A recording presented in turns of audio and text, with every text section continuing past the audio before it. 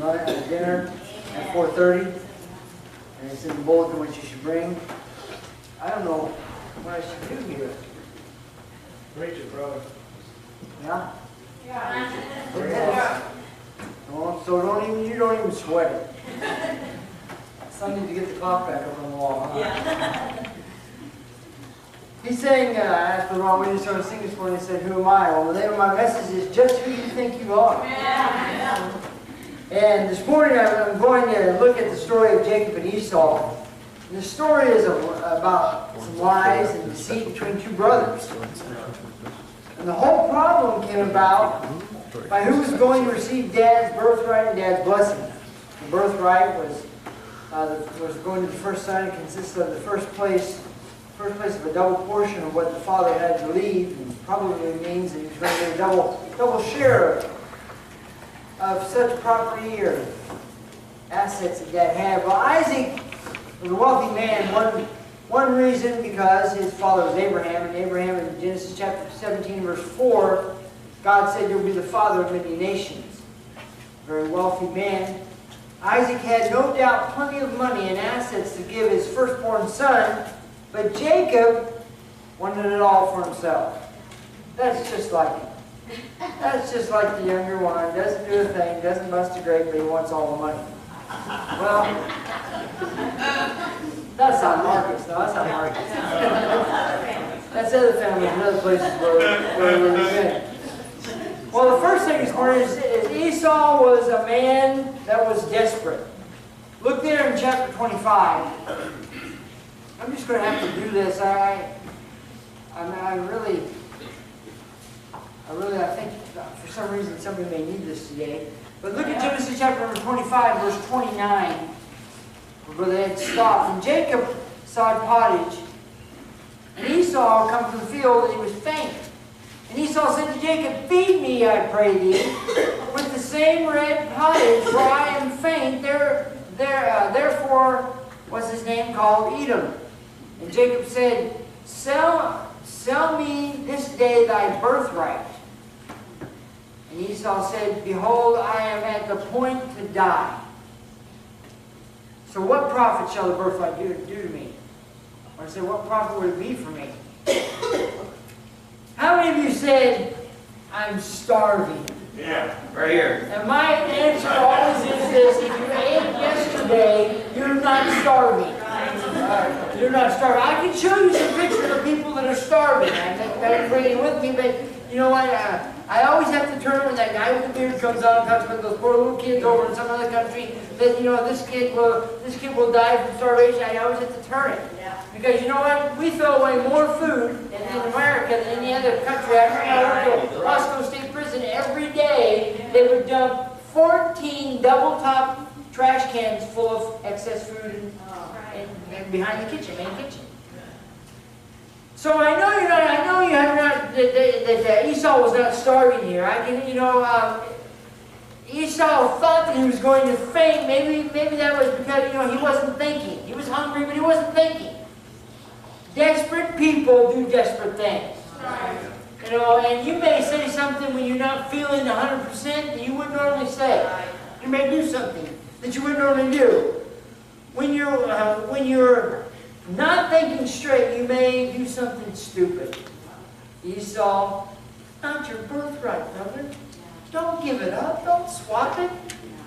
Okay, come on, let's think about this. What are you saying? He wasn't thinking. How many of us do things and say things we're not thinking? Amen. How many of us have said something and thought in our mind, "Oh, I wish I would have never said that. I wish I would have never done that." But we do. And it's too late. It's been said. We can't take it. Well, you can take it back, but the people are not going to forget it. He wasn't thinking, and the devil will, he wasn't thinking, and the devil will use this, whatever means possible, to try and get you, to try and trap you. Because you know what? The devil has an agenda just like God has an agenda. But the devil's agenda is completely negative. There's nothing good about it. There's nothing, you're not going to be happy with it. You're not going to be satisfied with it. You're not going to have any peace in your life. Because his agenda is for bad. And Esau didn't realize this. Well, Esau was willing to make a deal with the devil. Look at verse 32. And Esau said, Behold, I am at the point to die, and what profit shall this birthright do me? And Jacob said, Swear to me this day. He said, You know what? I'm serious. But I want you to swear to me this day. And he swore to him. And he sold his birthright to Jacob for a bowl of pottage. Then Jacob gave Esau bread and pottage of lentils. And he did eat and drink, and rose up and went his way, and Esau despised his birthright. He wasn't even, he didn't think twice about it. Maybe he thought he was all that in a bag of chips, and he didn't need the birthright. He didn't need a double portion of what Dad had. He was fine just the way he was. And a lot of times we find ourselves in that same attitude. I don't need this. I can do this on my own. You know what, God? Yeah, God's out there, but I can take care of this. I can control this. I'm the man. I can handle this. Man, when you get to that point, you're in trouble. That's right. You're in trouble. I can hear now, I would never have done that. I would never have done that. I used to tell Judy, my kids will never act like that. Whoa. My wife's fault. I always tell them, they say, Dad, can I do this? And Mom says no. I said, but you know what? Now, if it was up to me, I'd say yes. Now, Mom, she probably won't say no. Good cop, bad cop kind of type of mentality. It's up to, if you would have asked me first, I would have said, yeah, do whatever. Melissa calls me and she says, I'm going to go buy this or buy that. I said, okay, do you care? No, I don't care. And while we may not have, I don't care if we have the money, you're going to buy it. I don't need no letter me. Whatever you want to do, just do it. Everybody's birthday, you see something you want, just have it wrap it up, send it to yourself, just get whatever you want. I don't like that. But I don't care. I said, why do you always call me and ask me these things? You know what I'm going to answer to me. I don't care, do what you want. It doesn't matter to me. Well, you know what? This should have mattered to Esau. When the devil gets in, when the devil gets in, he clouds your judgment, and you don't know what you're doing. Right.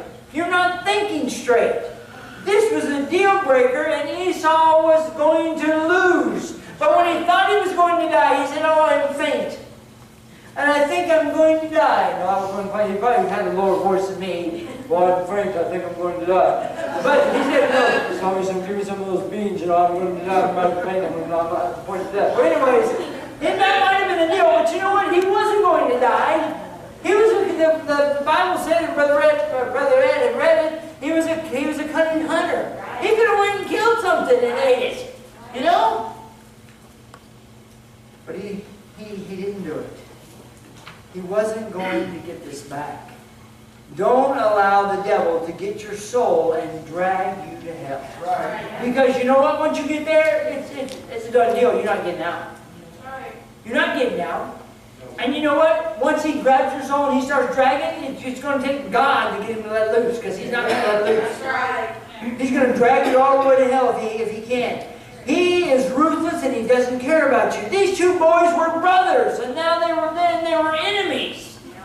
They became enemies. And that's just what the devil wants. He wants to destroy the family. He wants to destroy civil government. He wants to destroy the church. He wants to destroy you individually if he can.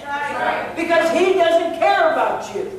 He doesn't cause you to laugh. He doesn't cause you to have a good day. He doesn't cause you to go to sleep at night, wake up refreshed next morning. He's the one that robs things from you, takes things from you, breaks your heart, lies to you, calls you names behind your back. He's the one you can't trust. And Esau didn't realize that.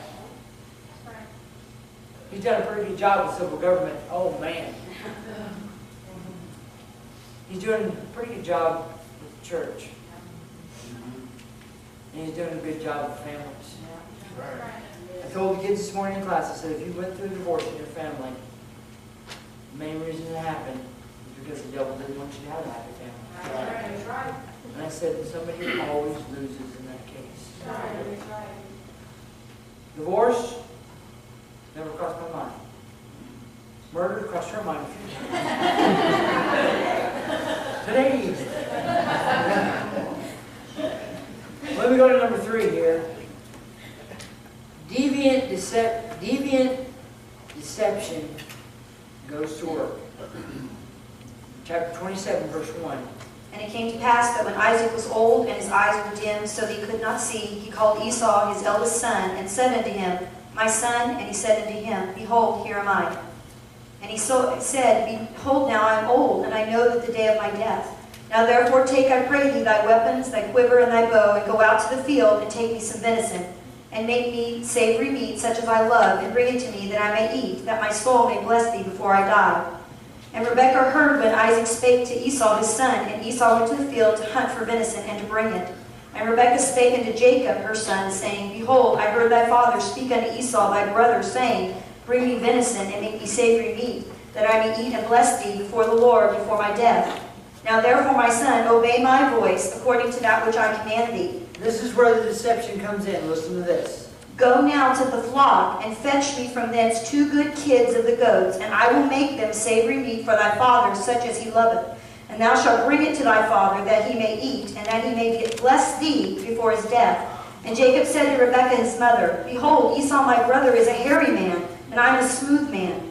My father peradventure will feel me, and shall seem to him as a deceiver. I shall seem as a deceiver, and I shall bring a curse upon me, and not a blessing. And his mother said unto him, Upon me be thy curse, my son. Only obey my voice, and go fetch me them. And he went and fetched and brought them to his mother, and his mother made savory meat, such as his father loved. And Rebekah took goodly raiment of her eldest son Esau, which were with her in the house, and put them upon Jacob her youngest son. And she put the skins of the kids of the goats upon his hands, and upon the smooth of his neck. And she gave the savory meat and the bread, which she had prepared, into the hand of her son Jacob. And he came unto his father, and said, My father. And he said, Here am I. Who art thou, my son? And Jacob said unto his father, I am Esau, thy firstborn. I have done according as thou hast bade me. Arise, I pray thee, sit, eat my venison, that thy soul may bless me. And Isaac said unto his son, How is it that thou hast found it so quickly, my son? And he said, Because the Lord thy God brought it to me. Liar. And Isaac said unto Jacob, Come near, I pray thee, that I may feel thee, my son, whether thou be my very son Esau or not. And Jacob went near unto Isaac his father, and he felt him, and he said, The voice is Jacob's voice, but the hands are the hands of Esau. And he discerned him not, because his hands were hairy as his brother Esau's hands, so he blessed him. And Esau said, Art thou my very son Esau? And he said, I am. Liar. And he said, Bring it near to me, and I will eat of my son's venison, that my soul may bless thee. And he brought it near to him, and he did eat, and he brought him wine, and he drank. And his father Isaac said unto him, Come near now, and kiss me, my son. And he came near and kissed him, and he smelled the smell of his raiment, and blessed him, and said, See, the smell of my son is as the smell of a field which the Lord hath blessed. Therefore God give thee of the dew of heaven, and the fatness of the earth, and plenty of corn and wine. Let people serve thee, and nations bow down to thee. Be Lord over thy brethren, and let thy mother's sons bow down to thee. Cursed be every one that curses thee, and blessed be he that blesses thee. Jacob was a mama's boy. And Rebekah knew that if Jacob got his father's blessing, the birthright, she was going to live high on the hog. Sissy boy. He had to lie to his dad in verse 20. And in verse 20, he had to bring God into it and say, God, give this to me. Why is it that some people have to bring God into it so others will believe it? Yeah. God told me to do this. I had a fellow tell me that one time. God told me to tell you this. And it was painful. It cut me. I said, God did not tell you to tell me that.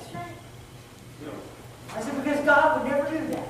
That's right. But you know what? Some people would just kind of throw around God's name just at will. Well, God wants this done. And God told me, the pastor, to do this. Yeah. Maybe God didn't tell you. Maybe his wife was telling you that. I don't, you know, we need to be careful.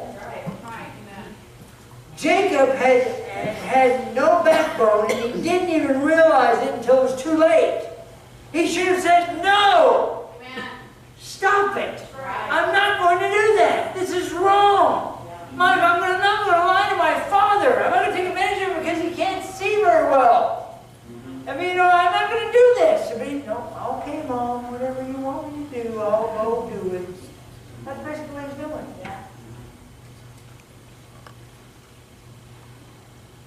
should have said, this has gone far enough. It's not, you know what, we're going to be fine. Let's get along with Esau. And we'll live high on the hog together with him, because he's going to get all that Dad has for him. But no, Mom, it all came back down to Mom wanted it. And she convinced Jacob that he needed it. And so he lied. Sometimes we get in deep and we can't see a way out. God can get you out because He knows the right path. That's right. Don't ever think that you've gone too far, and don't ever think you've gone too far and you've listened to the devil when he tells you you're a loser and there's no help for you. Because he's a liar. That's right. Esau came back from the field, but he was too late. Jacob had stolen the blessing and his birthright, and there was nothing for Esau. Esau hated his brother, and he vowed to kill him. Well, lastly, number 4. The deed was done, and Esau was dumbfounded. Look at verse 41 of chapter 27. Verse 41. And Esau hated Jacob because the blessing was wherewith his father there blessed him. And Esau said in his heart, the days of mourning for my father are at hand. Then will I slay my brother Jacob. And verse 45, jump down there. Until thy brother's anger turned away from thee, and he forgot that which you had done to him, then I will send you and fetch thee from thence. Why should I be deprived also of you both on one day? Rachel thought she knew what she wanted, but when it was all said and done, she had to send Jacob away. Yeah. Esau no doubt figured out what had happened, so she'd also lost him that day. Yeah. When we think we have it all figured out, it seems to come out different at the end of the day. Yeah. Just who are you this morning? Yeah. Who are you this morning? Are you who you seem to be, or are you just a good actor? Maybe we should try to talk to your family and find out just exactly who you are Monday through Friday.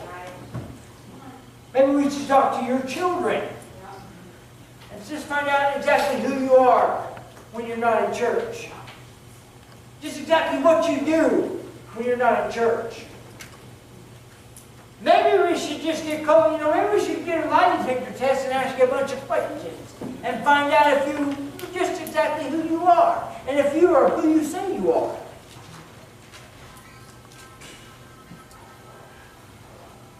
Maybe we should find out exactly who you are, and if you're not who you say you are, pray that you'll eventually change. Right.